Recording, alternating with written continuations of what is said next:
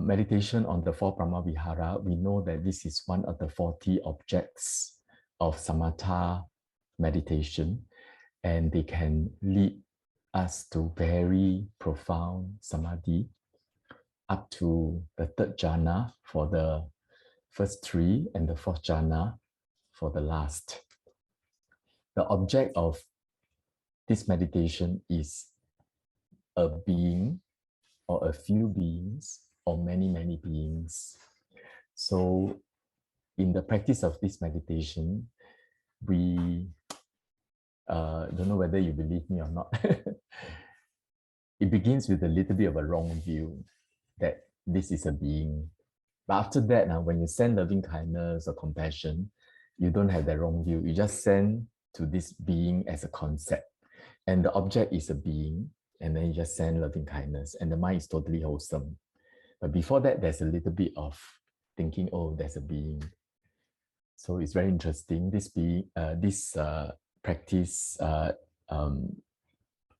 in a way, we even though we know ultimately it's only 5 aggregates, but in the practice, we take them as beings. Okay, so the object is a being, and then mind just absorb onto the image of a person or a dog or a cat or many, many kinds of beings.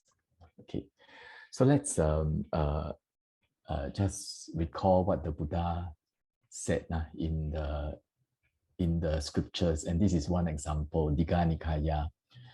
Here, monks, a disciple dwells pervading one direction with his heart filled with loving kindness. Likewise, the second, the third, and the fourth direction.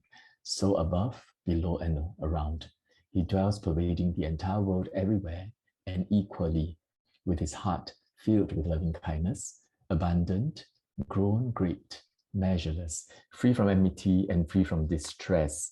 So the other 3 stanzas, paragraphs are the same thing, just exchanging loving kindness with compassion, with sympathetic joy, and with equanimity. And the key is it is in all directions, just like how last week we practiced Kasina. It's in 3 dimensions, in front, behind, left, right, above, below, and then 3 dimensions, and pervading the entire world everywhere and equally. So it's important to know it is everywhere. Everywhere means absolutely everywhere, infinitely everywhere. As far as space, as far as the whole universe, the volume of the whole universe. Equally means we are balanced, no bias. Everyone, all the metta is the same for all beings, whether it's our closest person like our mother or the worst enemy of ours. Also, ourselves and others are equal. Others are not more important than us. We are also not more important than others when we practice this correctly. Okay, so it's abundant, grown, great, measureless, free from enmity, free from distress.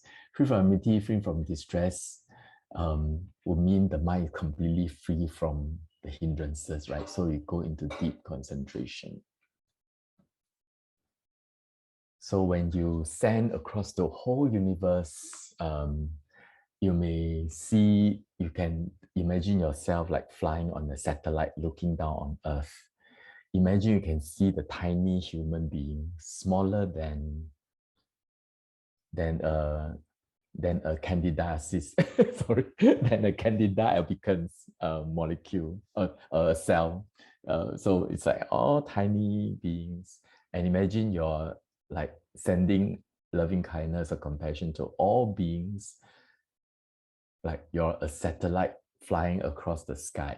Okay, that is how it is like. So metta, what is metta? So characteristic is the quality of metta. Function is what kind of effect metta have. Okay, and manifestation is how does it appear to a meditator. Proximate cause as what triggers metta, right? So characteristic is that there is lack of ferocity, non-opposing. That means you don't fight, you don't frown. You you accept unconditionally. So that is the characteristic of metta. Promoting the welfare of beings means you wish wellness.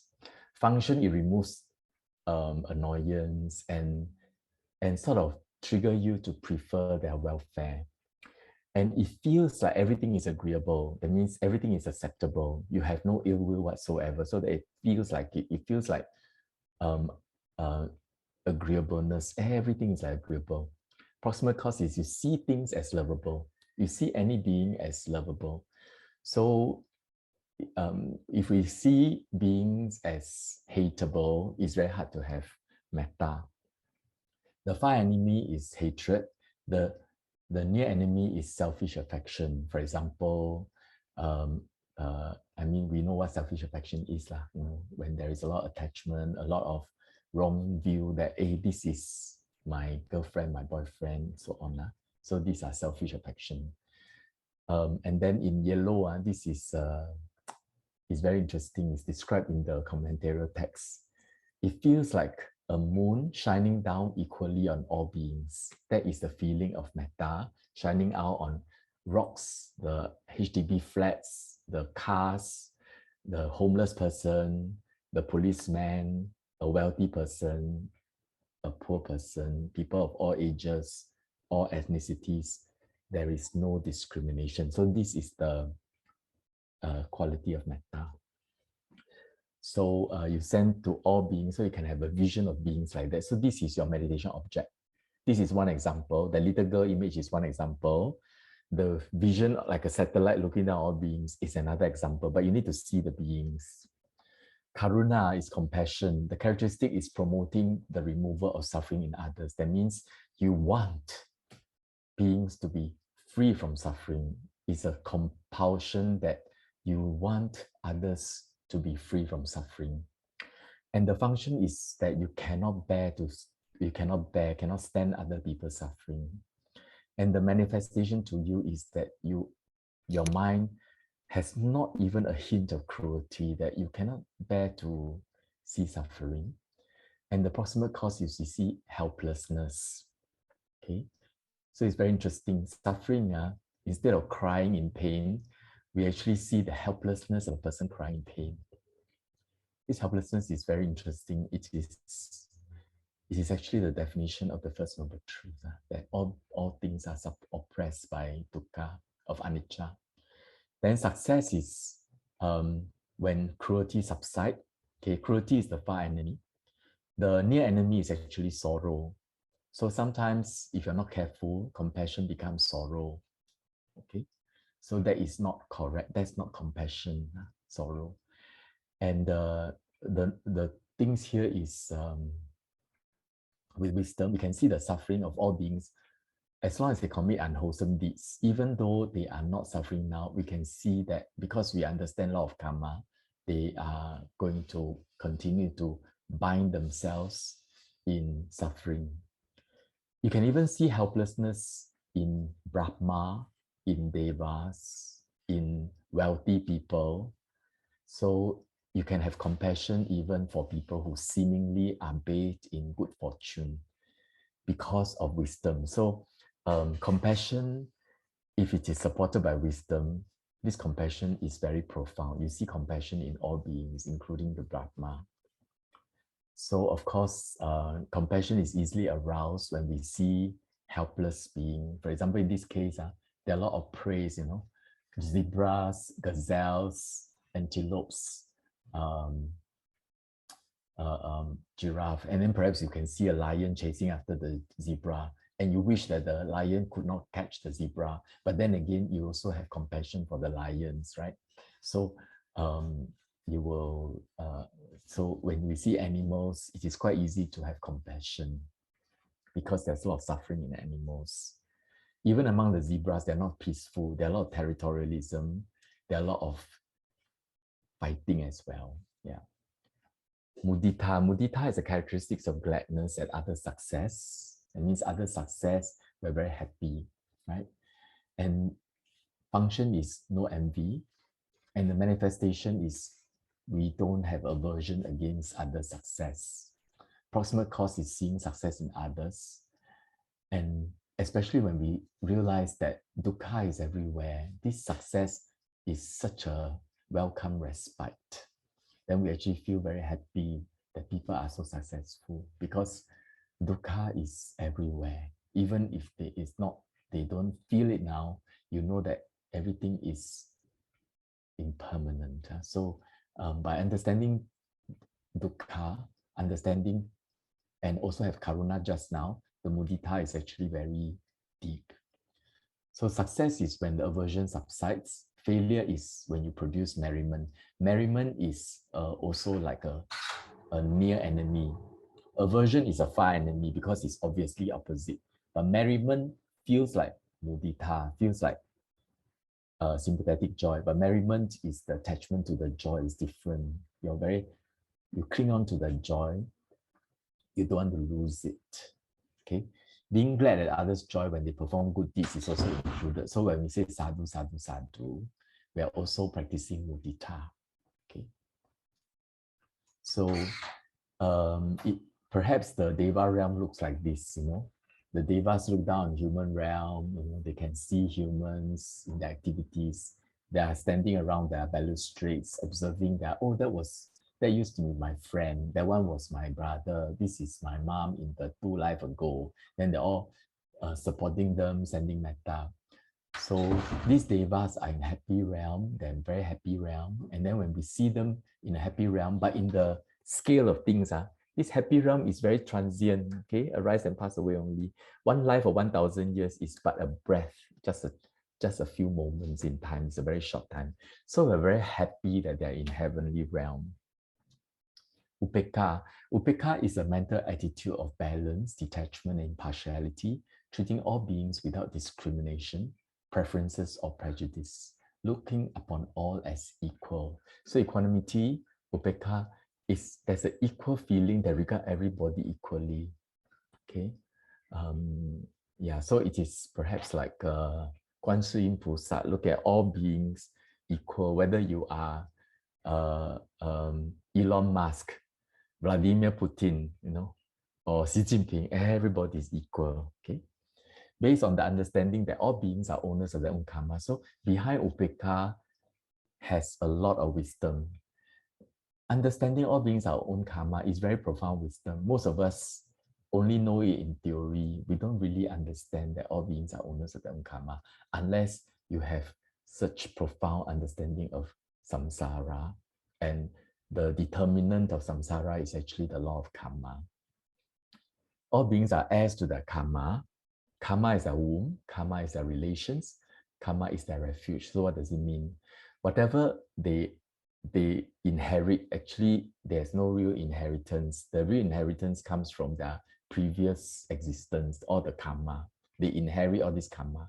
Karma is their womb, meaning you're not really born from your mother. You're actually born from your karma.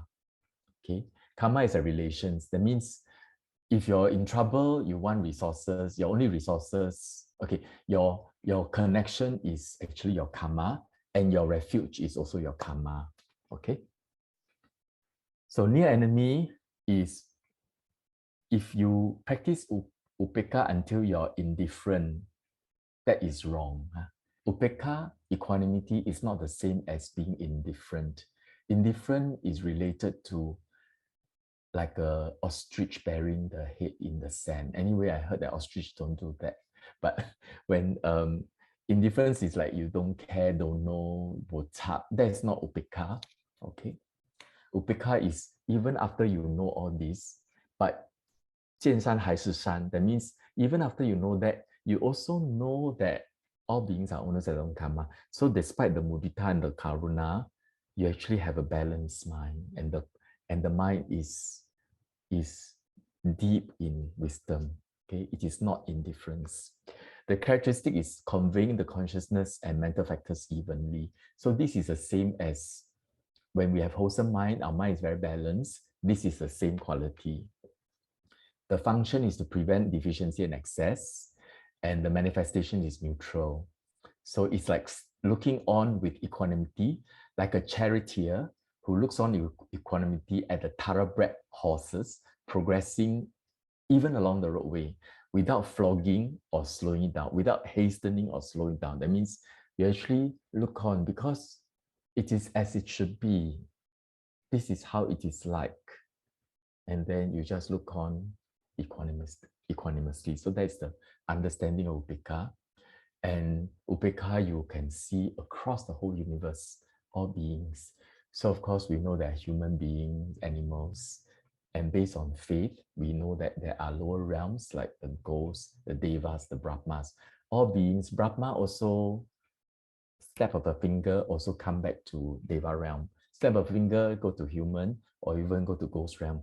Snap of a finger, go to hell. Snap of a finger, come up to ghost. So we can all see that all beings are subject to this, dependent on the law of karma.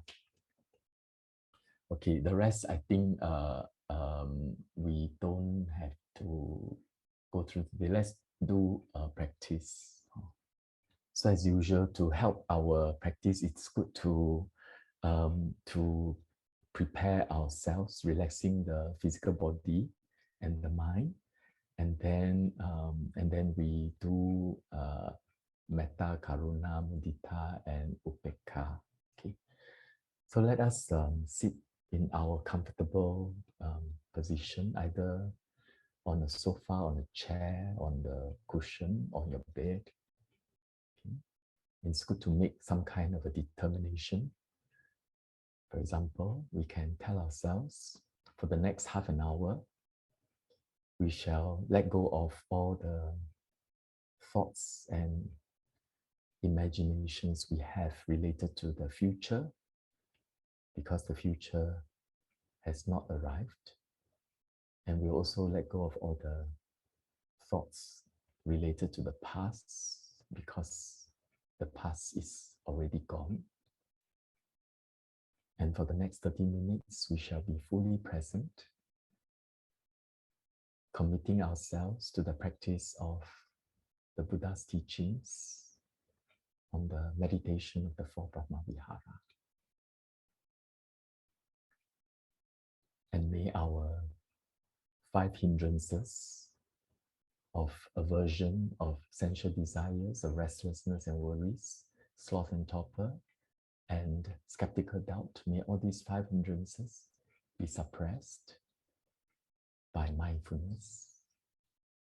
And may the mindfulness be maintained with the balance of the 5 faculties, where the faith and wisdom is balanced, and effort and stillness are balanced, and mindfulness perpetually never forgetting, moment to moment, on the subject of our practice. And we begin with bodily sensations. For sometimes the body tenses up without our conscious knowledge, and we shall purposefully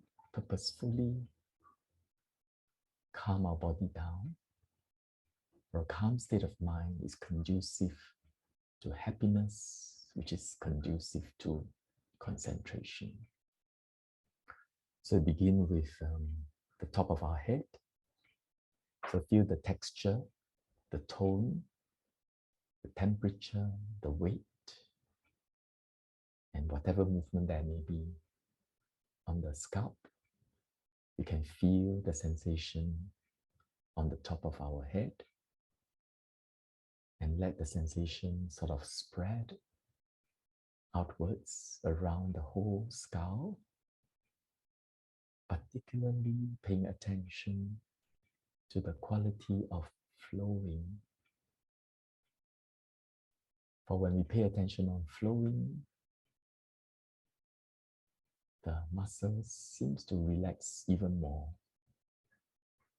So feeling the sensation of our face around our forehead, between the eyebrows. Perhaps we can feel the tone. And let's just bias ourselves on the flowing of the tone, allowing the frown to dissipate around the eyes, allowing the muscles around the arm to melt and flow, liberating the eyeballs in the eye sockets. Let them rest as they are. And feel the muscles at our temples softening and flowing down our cheeks, around our snout, our mandibles, and the back of our head. Feel the muscles flowing down to our neck, releasing all the tension that have accumulated over the course of the days, allowing the cervical spine to recoil to its most natural, slightly lordotic, curved position. So allowing the muscles to flow to our shoulders, relaxing the shoulders as the muscles just lose their tone down to our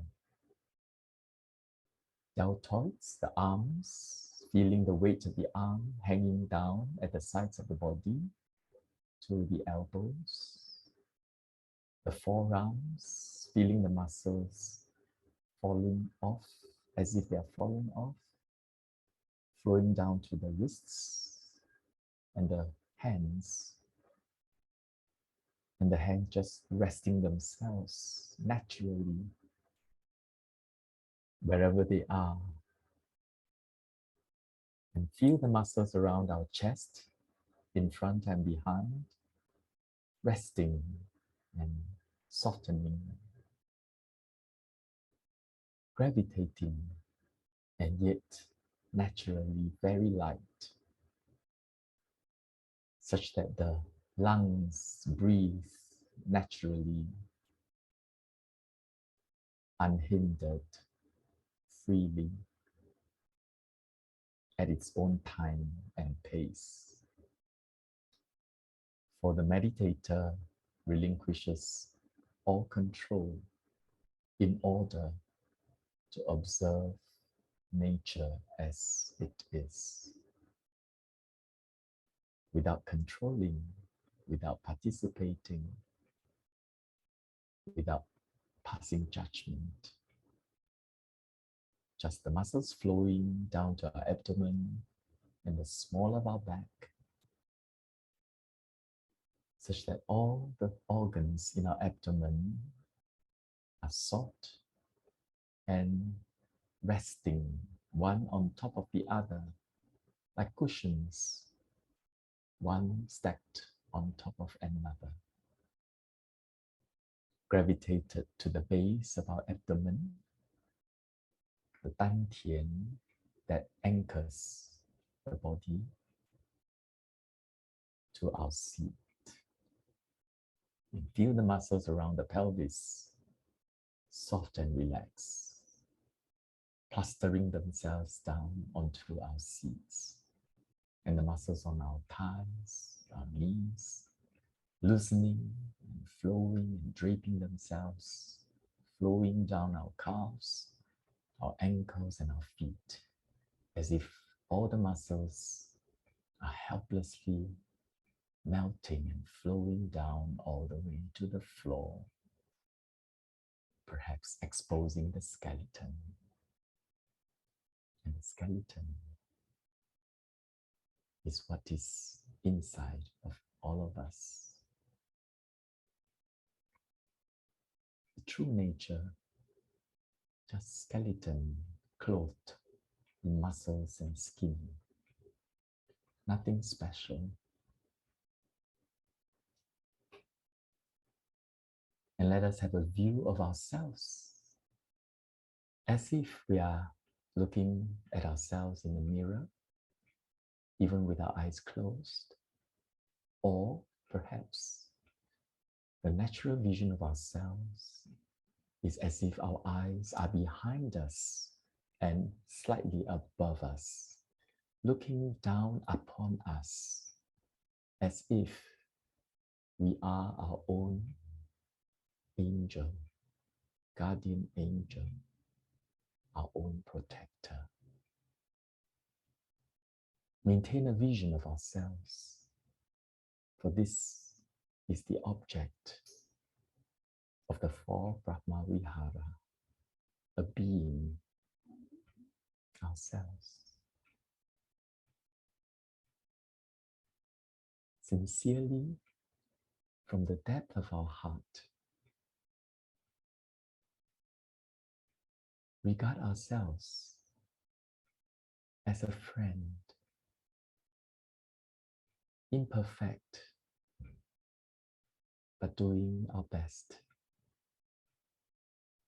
completely understandable, forgivable, completely worthy of all the love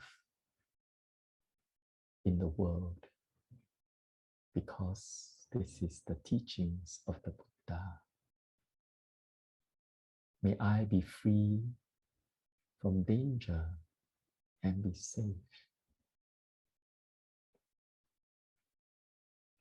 As we send love to ourselves, allow every cell in our body to accept it thoroughly. May I be free from mental suffering like all forms of aversion, anger, worries, fears, even jealousy, and all sorts of restlessness, nervousness, like the restlessness associated with excitement of greed and desires. May we be free from mental suffering. May I be free from physical suffering, like physical pain, like fevers, like aches and headaches. And may I be well and happy. And may I continue on the path towards Nibbana.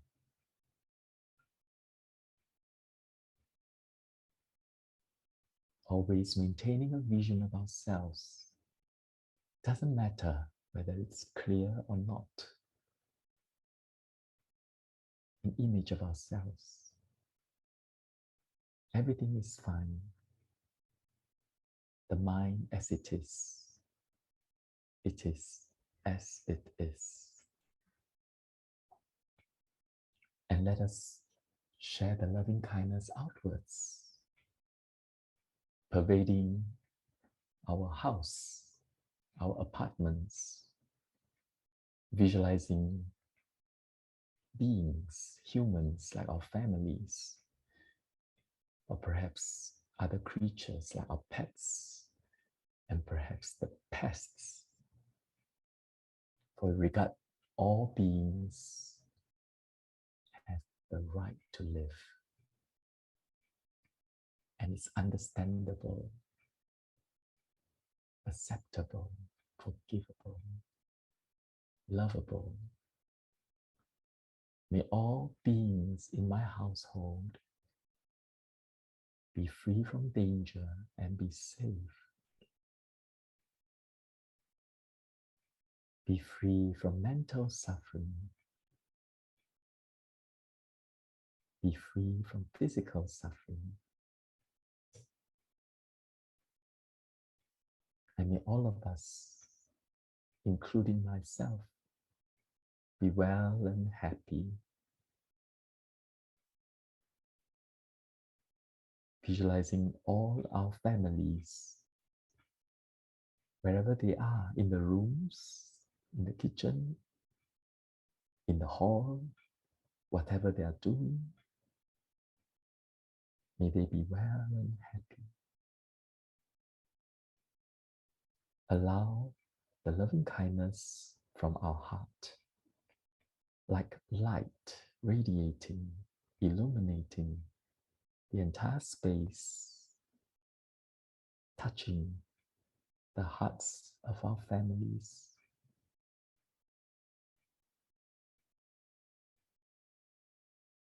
And allow the loving kindness to penetrate the concrete walls as if we could see beyond the walls all of our neighborhood, people in their apartments,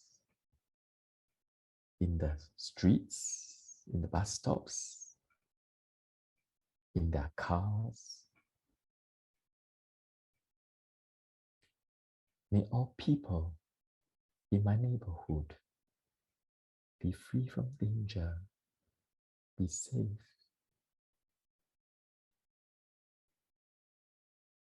be free from mental suffering,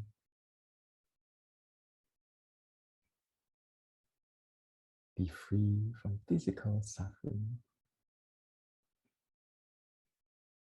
and may all of us be well and happy.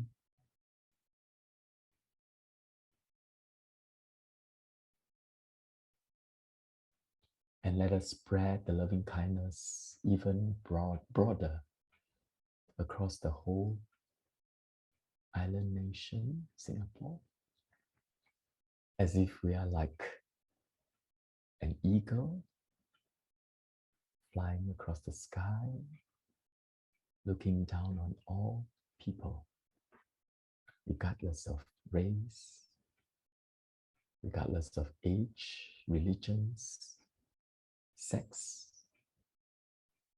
rich or poor, as well as the animals in Singapore. May all beings in Singapore be free from danger and be safe. Be free from mental suffering. Be free from physical suffering. And may all of us be well and happy.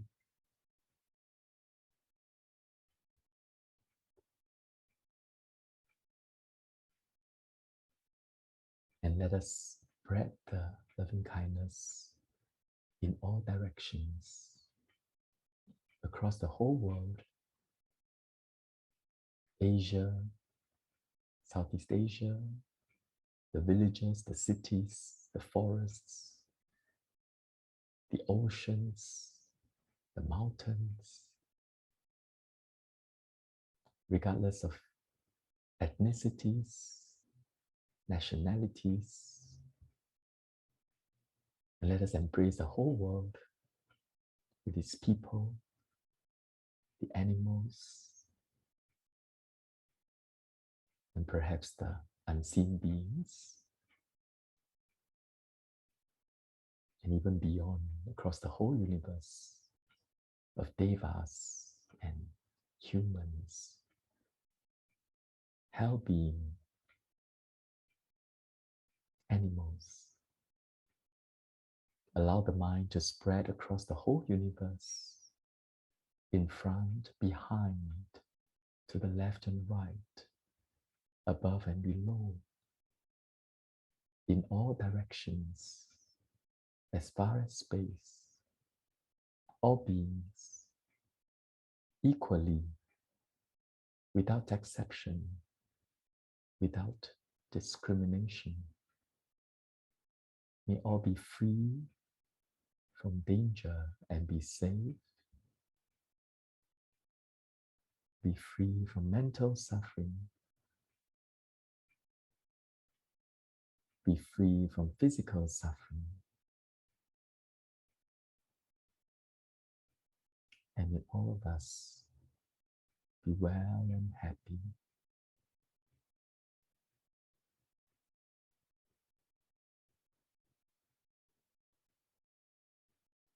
Keep a vision of all beings in mind, whatever that comes to our mind.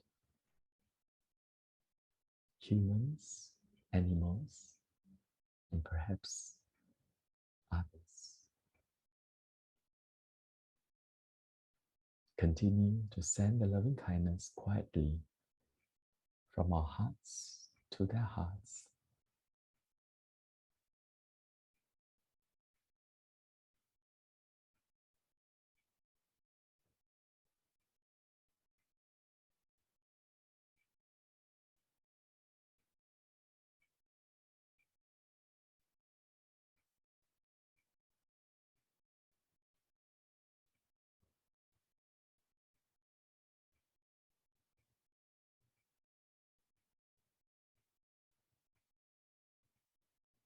Next, let us consider all beings are subject to aging, sickness, and death. Whether they are humans, animals, devas, and of course, hungry ghosts and hell beings, perpetually living in suffering.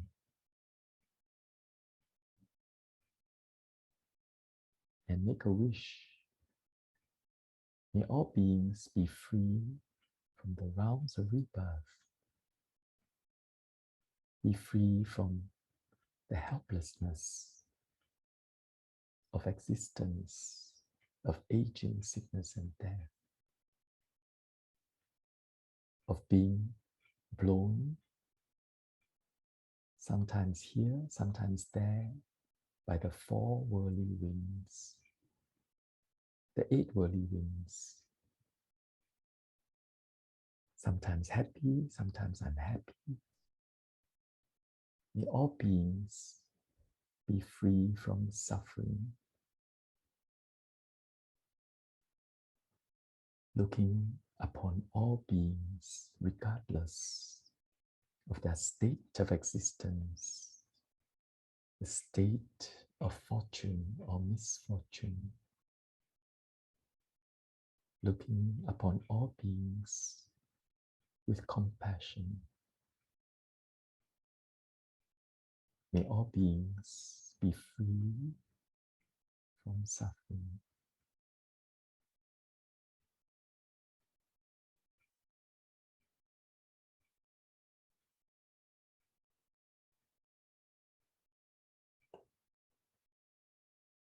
May all beings be free from helplessness.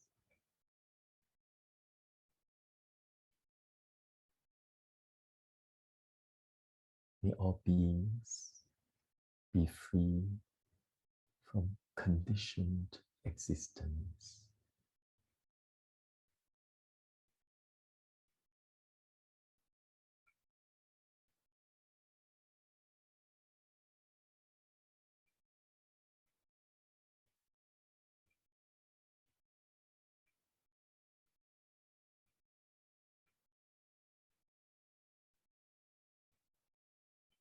May I be free from suffering. May I be free from helplessness. May I be free from conditioned existence.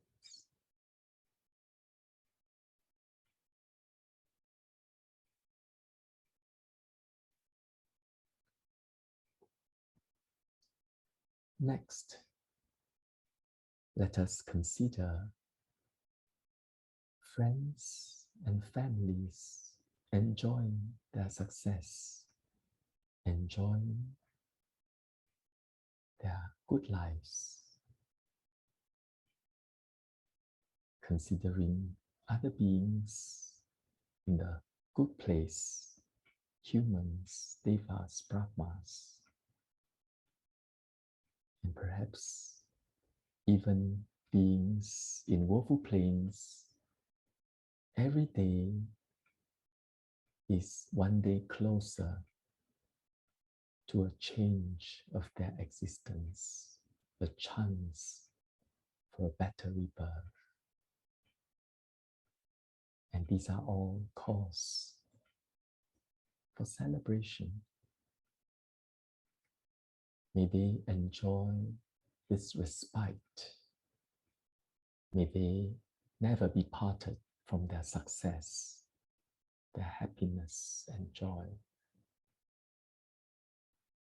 May all beings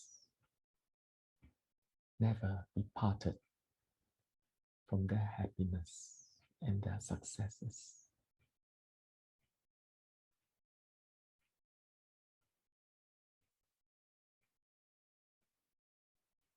Fill the whole of our body with sympathetic joy, the joy of appreciation of the rarity of happiness and joy in all beings across the whole universe. May all beings not be separated from their successes and their happiness.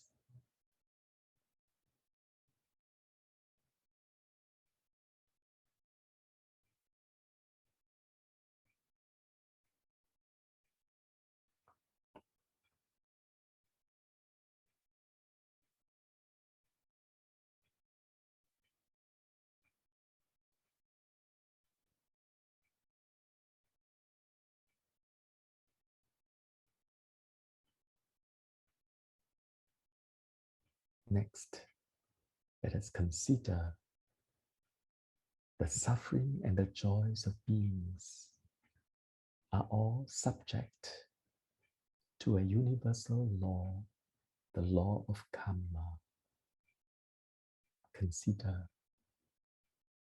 all beings are owners of their own karma, heirs to their own karma. Karma is the womb. Karma is the relation. Karma is the refuge. And may the mind dwell in letting go with a view of all beings across space, infinite space, all the devas, the brahmas, the humans, rich and poor, young and old, healthy or sick, and all the animals, the ghosts, the asuras, the hell beings. All beings are owners of their own karma.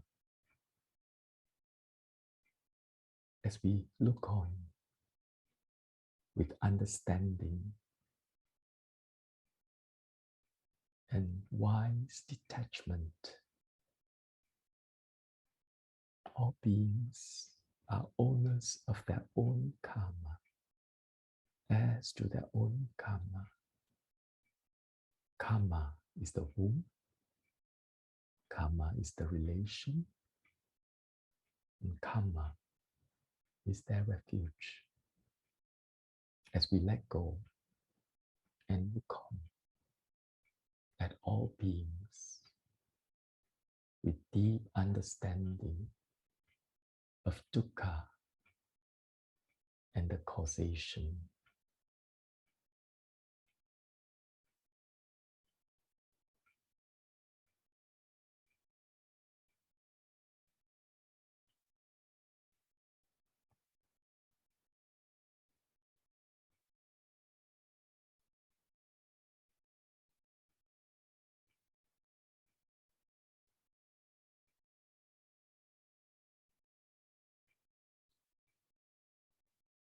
Allow the mind to expand across the whole universe,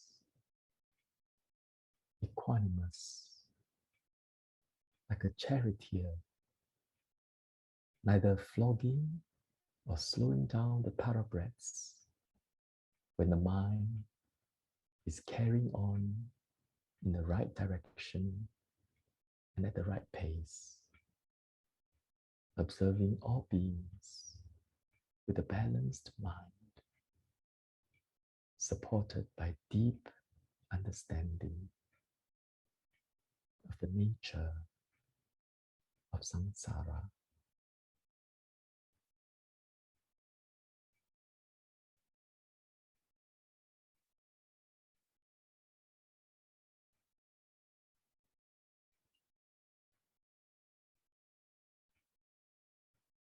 And gently, let us bring the mind back to this fathom-long body. Feel the bodily sensations as it is, unadulterated. The texture, the weight, the tone, the movements, the temperature, and the mind of awareness, of a feeling, of a certain perception, and a certain mental posture. Before we end the practice, let us make a wish, for a wish with a pure mind will come true. So may the wholesome karma of the practice be a support for Nibbana, and may we have good fortune and good rebirth, never be parted from the Buddha's teachings.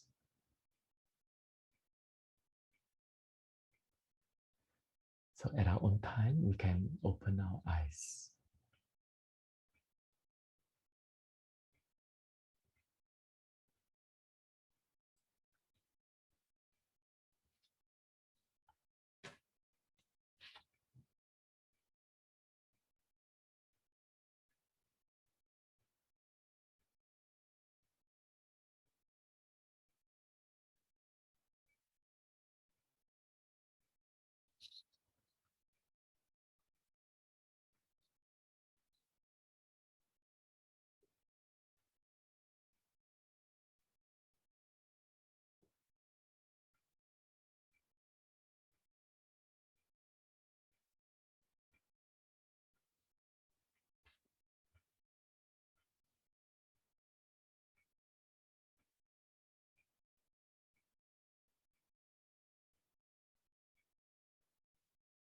So anyone would like to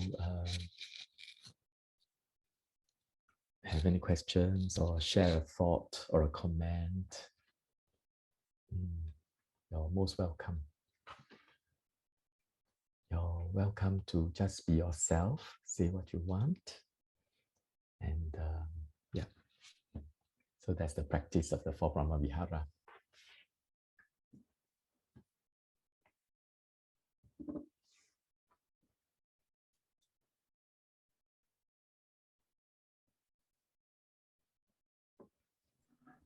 I can share first. Thank you so much, Brother Wai Chong. It was very peaceful. I think compared to last week, the Kasina, I'm more familiar with this, so it was very peaceful. And yeah, I just was wondering, I took some screenshots of your PowerPoint slides earlier. Is it okay if I share with my friends who want to learn a bit more about meditation? Yes, sure. Okay, thank you. Yeah, that's all. Yeah, thank you very much.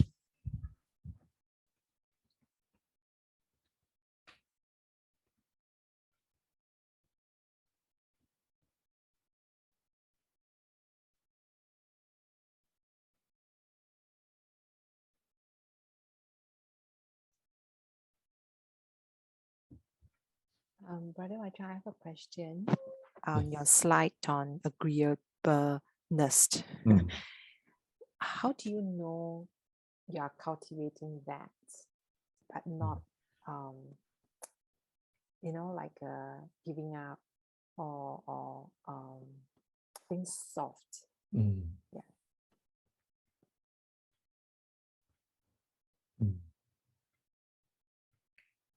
Okay, we accept people as they are, and then there are imperfections.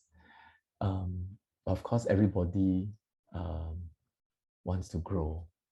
So we will say or do anything that will help them grow, including sometimes we have to use harsh words, because the Buddha also does that. He gave an analogy of a little boy, baby with a knife in the mouth. You will quickly go and remove the knife, even if it draws blood. So there is no aversion. Okay? It was having a sense of mission, sense of purpose. So if we have a sense of mission, sense of purpose, we do sometimes want to put in more effort, a bit more assertive, have boundaries, setting standards and rules. I suppose it is possible without aversion, without not accepting a person as he is, with a view of a direction of growth. It is possible.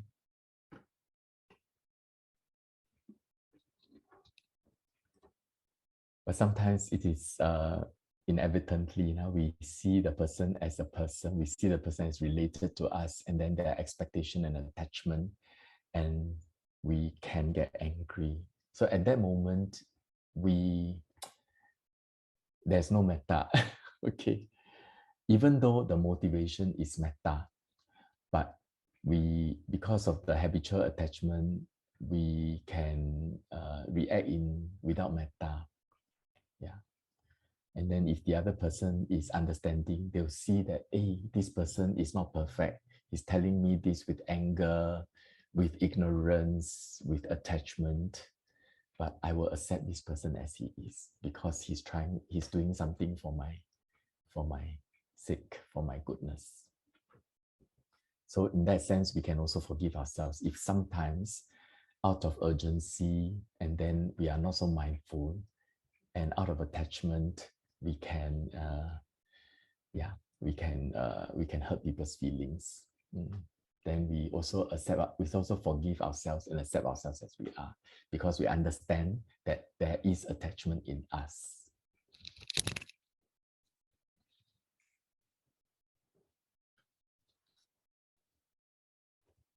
The sense of purpose is important. It is related to clear comprehension. When we have mindfulness, we should also have clear comprehension. Clear comprehension is clarity of purpose, clarity of suitability, clarity of the object of our meditation, and clarity of ultimate reality, which is anicca, dukkha, anatta. Sometimes we are clear of purpose, and so we act in certain ways. Sometimes we are clear of suitability, meaning, are we breaking precepts? Whatever we say or do, does it benefit? Does it cause harm? Is it ethical? So this is the other consideration. And the third one is clarity on the object. So if there is no activity or task to accomplish, we go back to our breath or loving kindness or other object. And then if there is some frustration or some successes, the 8 worldly winds blowing, we have clarity of it's just anicca, dukkha, anatta. When there's success, it is not entirely due to us, nothing to be proud. If there is failure, it's also not entirely due to us, nothing to be ashamed. So the 4 clarity we apply. So if somebody is doing wrong and we want to correct them, we need to know, what is the purpose, what is the suitability, and so on. Okay, so I will share with Brother Yap the PowerPoint slides. They are all from Visuddhimagga and the Sutta. Or some of them is actually about the wisdom and compassion. That one is my own thinking. So I must make a caveat there. Can ask unrelated to Brahmavihara. Yeah, Bante, please guide us. Yeah. What's your view on free will and determinism thing? Free will and determinism.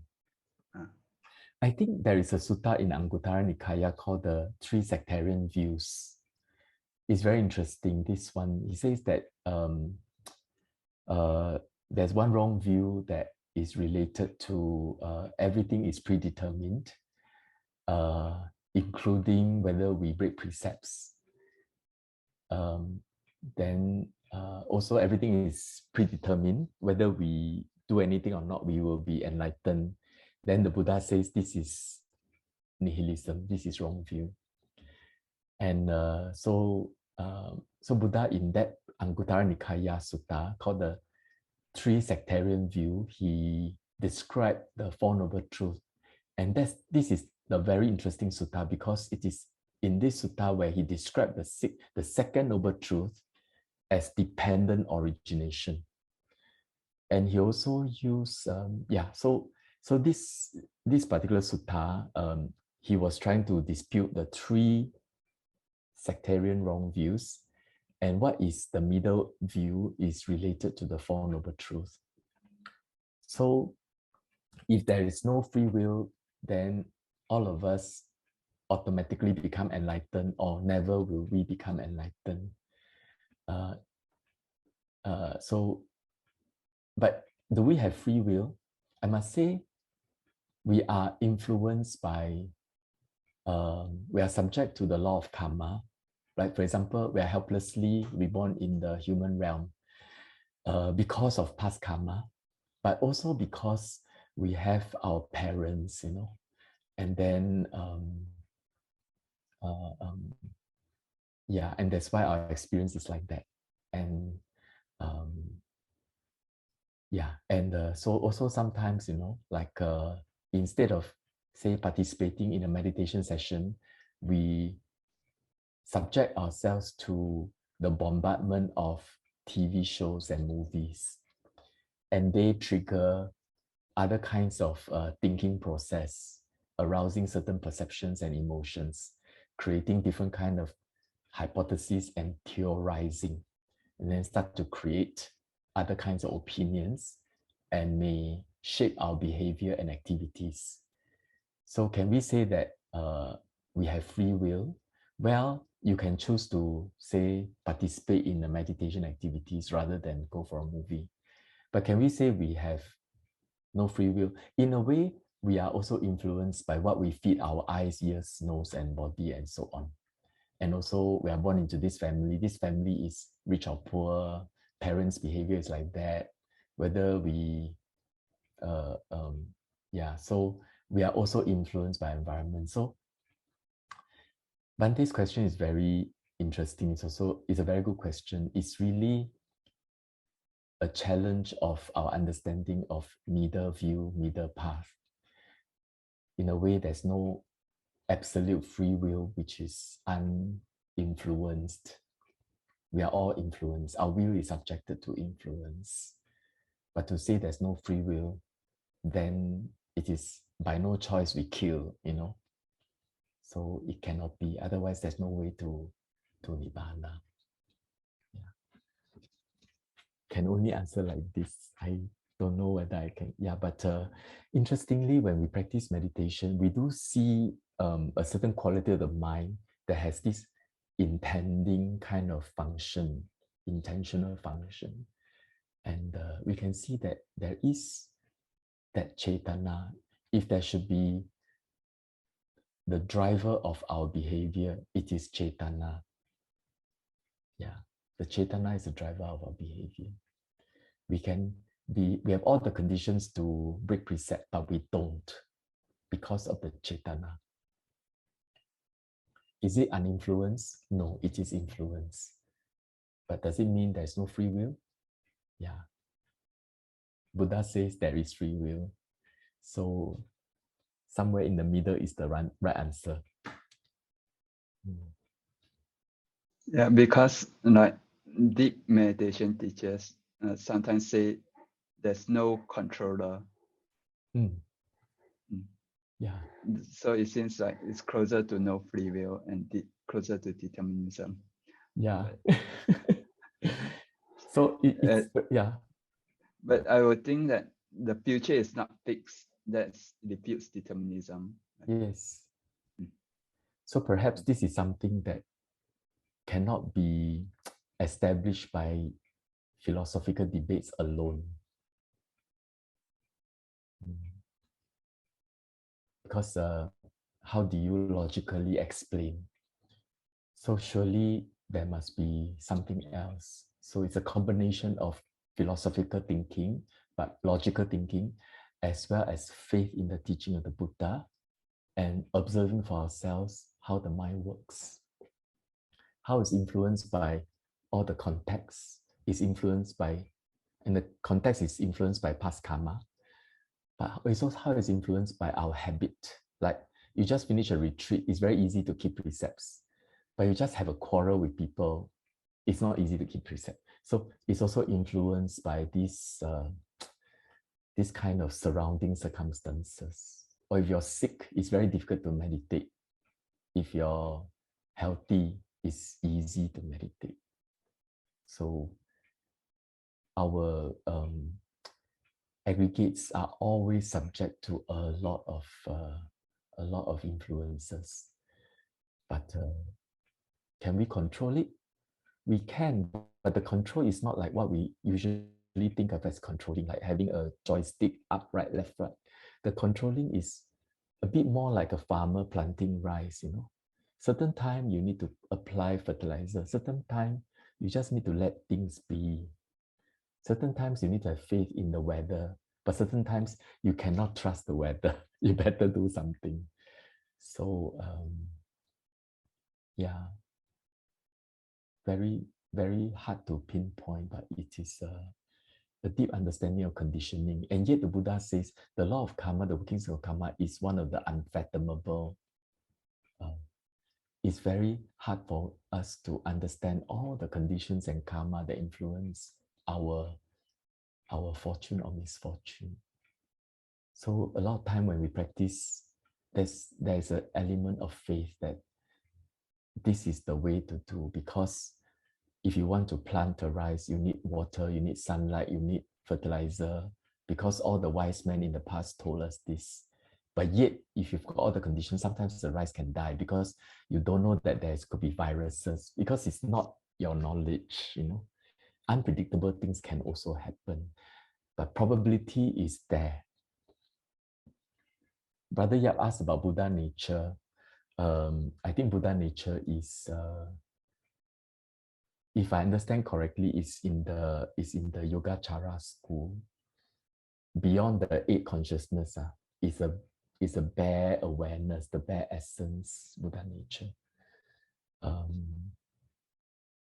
The Theravada practice, there's nothing permanent. Even a wisdom imbued mind state, a mind that has got insights into five aggregates rising and pass away, very lofty, itself also passes away. Even wisdom, even if you arrive at wisdom, or even if you see Nibbana, that moment of mind you have wisdom, the defilements, some of them are cut. But if it's not like Arahanta, those defilements that are not cut can still arise in your mind when conditions are ripened. So sometimes you can see a person who is like very wise, but yet can be very foolish. Are we surprised? No. The mind is like that. It is influenced left, right, and center by the law of karma, by the conditions of contexts of objects, by habits and other circumstances. And so this is part and parcel of the understanding of dukkha. We are helpless, nothing to be proud. A person who is keeping precepts, nothing to be proud about keeping precepts. A person who is like enjoying jhana, nothing to be proud. It's just the mind having, just concentration, mind having concentration. There's no, you don't own anything. So, so Buddha nature is maybe in the Mahayana concept, but in the Theravada traditional teachings, if you go by, say, Vipassana practice, nothing really is lasting. The only thing that's lasting is a chain of cause and effect. That is it's just a storyline. That is the one that seems to be lasting because it is a continuity, but it also doesn't last. The storyline is like the film of a cinema, you know, one after another, one arise and pass away only. So what is Buddha nature? Maybe it is this impermanent arising and passing away of the mind. Even the Bhavanga mind that occurs between conscious minds, they are also arising and passing away. What's your view on non-duality? Is it found in Theravada also? Non-duality, I am not sure in what context. Like there's no subject-object experience. Oh, There's only the scene is only a scene. There's no seer. There's no light. There's only the experience of scene. actually, when we are in samadhi, it feels like that. When you're in deep concentration, say you're mindful on the breath, and then the breath gradually takes the form of just a very clear light, and the mind continue with it without saying I'm meditating or oh wow I got jhana, without this kind of thinking. Your mind just let it be without vanity at all, just like a disciple from a countryside, forever respectful, like a little boy knowing the breath for the very first time. Gradually, only the light, nothing else. So you can call it non-duality. And when the mind has that kind of samadhi, and it is applied onto the workings of the mind, for example, when we perceive something, when the mind is very concentrated, no hindrances, and the wisdom is very sharp, what you see is the perception perceives, feeling feels, Chaitana drives, intent, consciousness is conscious, just that. No one is conscious, no one feels, no one is angry, just aversion getting angry, just perception perceiving. Once they perceive, they pass away. And then another one continue because the cause continues. And then when another object arises, the original cause is gone, then the perception, the feeling is all a different set. And only the feeling continue to feels, the feeling feels. Happiness feels happy, unhappiness feels unhappy. That's it. Without any, when the mind is very pure, without the hindrances, it becomes like that. Perhaps you can consider that as non-duality. So, yeah, if a person has very deep samadhi, maybe he can feel like that.